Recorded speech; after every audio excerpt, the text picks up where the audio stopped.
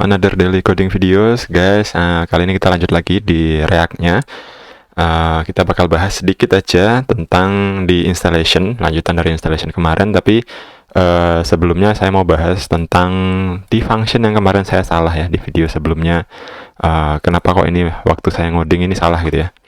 Nah ini namanya itu destruction atau apa gitu ya. Jadi ini bagian dari ES6. Jadi kenapa kok saya bilang sebaiknya belajar dulu ES6, belajar dulu JavaScript basic. Ya karena emang React itu advance JavaScript gitu ya. Jadi jangan teman-teman lewatkan. Kalau enggak jadinya ya kayak saya gini. Bikin parameternya koma gitu. Terus diginiin lagi. Enggak kayak gitu ternyata. Jadi saya cross check ke ChatGPT gini ya. Itu salah satu cara untuk menggunakan ChatGPT gitu ya. Untuk pertanyaan yang absurd kayak gini. Why there are curly bracket in this React function code? Misalkan seperti ini ya. Nah, kalau nih ada kayak gini dia bisa jawab nih. Nah ini lebih gampang daripada kita nge-googling sesuatu yang belum tentu jelas gitu ya. Coba ya kalau googling kayak gini bisa nggak dia Google jawab? Nah nggak ada kan? Nggak relate dengan apa yang kita inginkan gitu loh. Nah kalau ini dia bisa gitu. Ya kelebihannya gitu. Jadi teknologi itu ada, manfaatkan mumpung gratis, hajar aja gitu ya. Nah ini jawabannya adalah the curly braces in this code is part of destructuring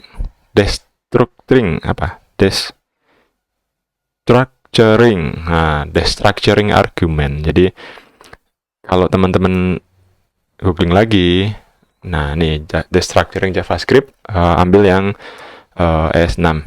Nah ini nanti baru ketemu. Nah ini namanya destructuring assignment. Nah ini yang perlu dipelajari, perlu tahu gitu ya. Tapi terserah deh, mau approach kayak gini, mau approach garap dulu, terus ketemu sesuatu yang aneh, kemudian dicari rootnya kayak gini, atau mau pelajarin ini, kemudian ke sini. Jadi masing-masing orang punya gaya. Kalau saya setengah-setengah ya, kadang ya tak baca, tak skip. Tapi nanti ketika menemukan hal yang aneh kayak gini, wajib googling, wajib GPT-an, wajib nyari jawaban lah gitu ya.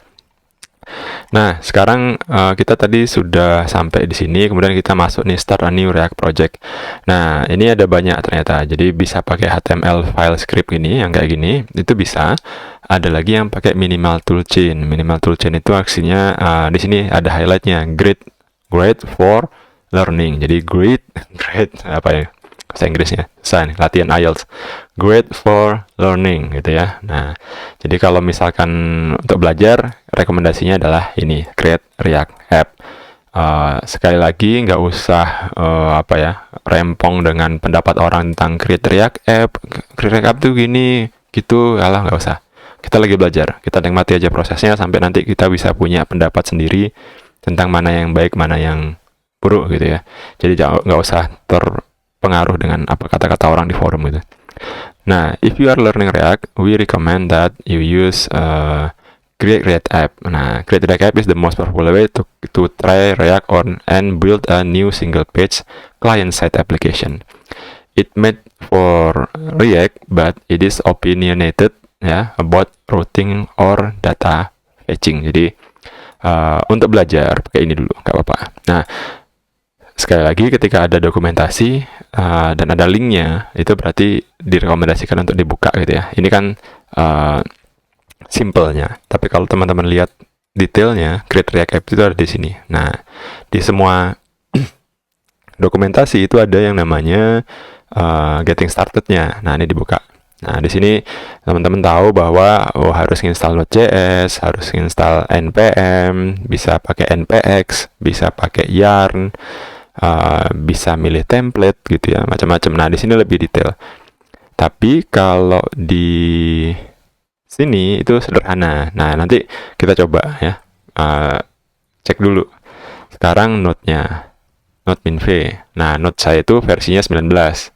Kalau teman-teman lihat permintaan dari sini, dia cuma bilang install Node.js gitu katanya kan. Tapi pada detailnya kalau kita lihat secara lebih detail, dia minta Node.js-nya itu minimal nih, you will need to have Node.js besar sama dengan itu berarti minimal ya 14 on your local development machine. Nah, jadi kalau mau digarap ya harus install Node.js yang terbaru, yang stable, minimalnya itu 14. Jadi kalau punya saya 19 ya bisa gitu. terus npx. Oke, ada ya. Oke, nah npx saya udah ada. Teman-teman kalau nggak ada ya install gitu ya.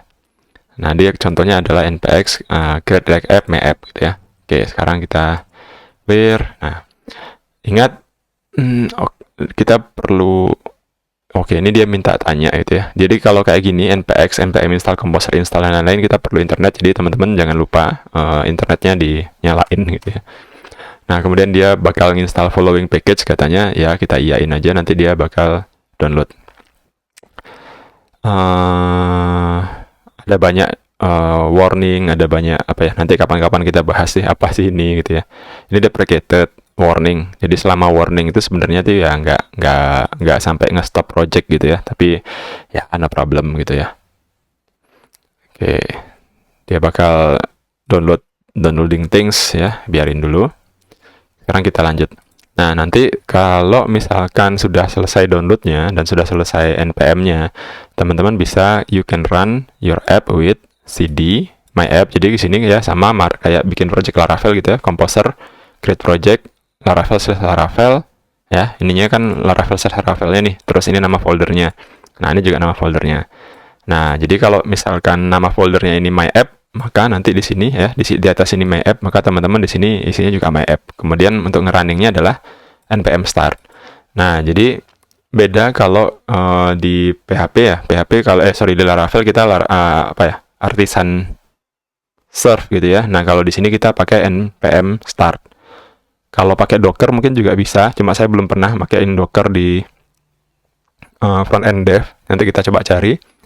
Jadi nanti langsung bisa buka localhost port berapa, itu adalah front end-nya, nanti localhost port berapa adalah back end-nya gitu ya. Nah, itu yang saya belum pernah nyoba, jadi kita nikmati dulu pelajarannya ya.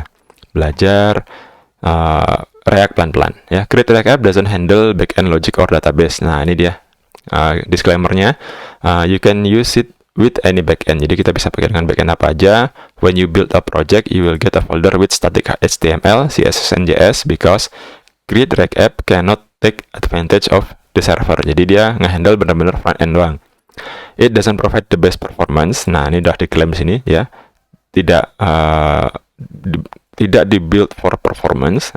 If you are looking for faster loading times and built-in features like routing and server-side logic, we recommend using a framework instead. Jadi kalau ditanya apakah Create React App adalah framework? Bukan ya, karena dia sendiri bilang kalau mau pakai yang lebih bagus carilah framework ya. Popular alternatif terhadap Create React App adalah Fit dan Parcel. Kalau yang lain building with a full feature framework, nanti baru kita ngomong tentang Next.js. Nah, ini udah banyak nih sekarang. Next.js ada versi Vue-nya, bukan versi Vue, ada lainnya yang pakai Vue namanya Nuxt.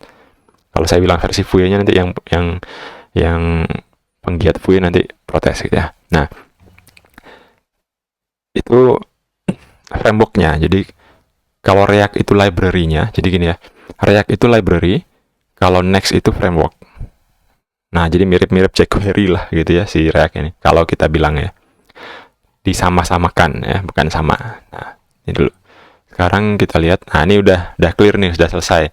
Nah, sekarang kita mau ngapain? Kita lihat dulu foldernya. Nah, ini ada folder, jangan di-running di sini ya, cd mayapp. Baru kita lihat. Nah, kita buka. Kita bisa buka.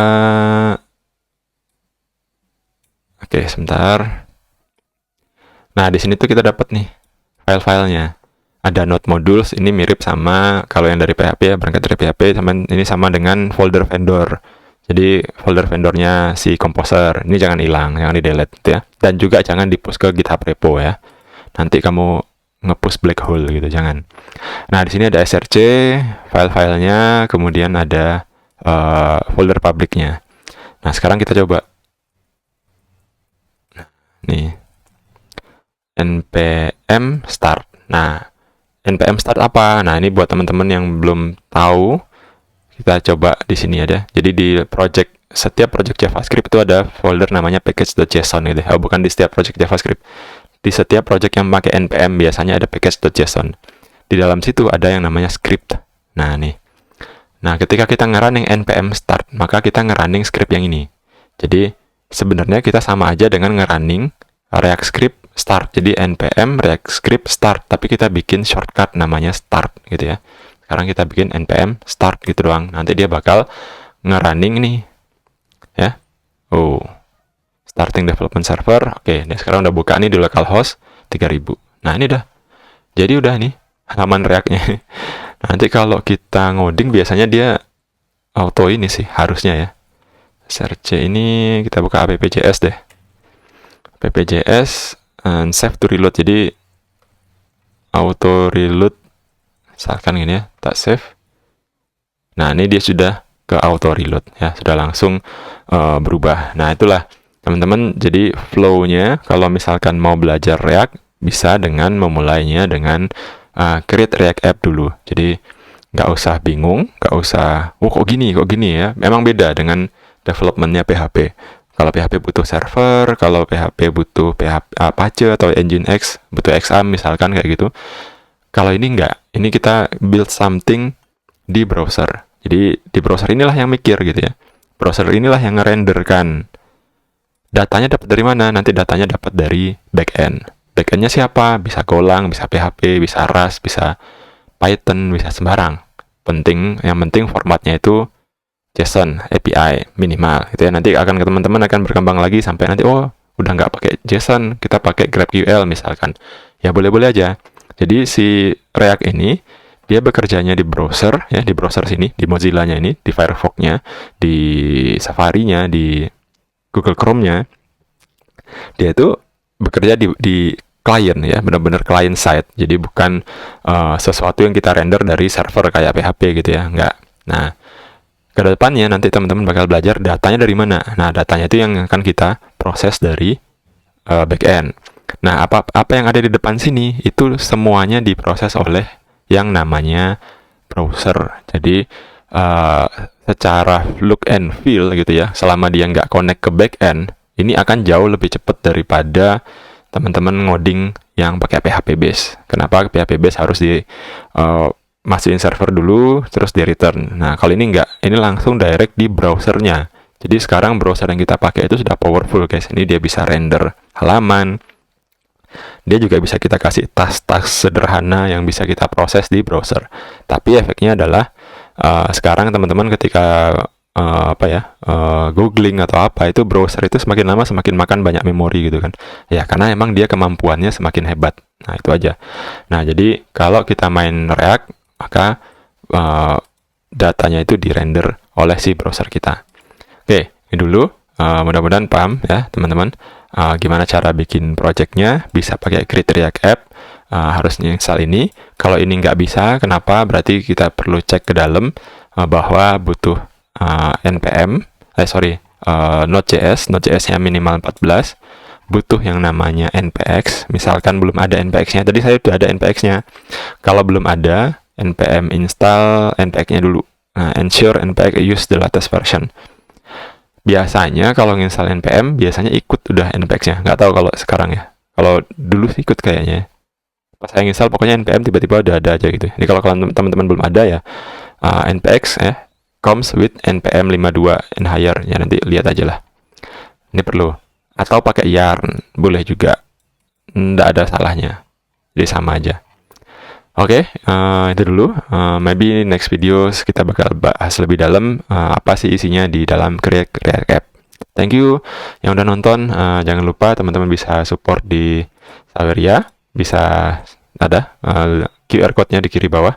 Teman-teman juga bisa support dengan Big Thanks dan bisa support dengan membeli course saya di Udemy. Atau jangan lupa juga untuk like and share dan join di Discord group untuk diskusi dan chatting sama-sama di sini. Nah, oke, thank you. See you in another daily coding videos.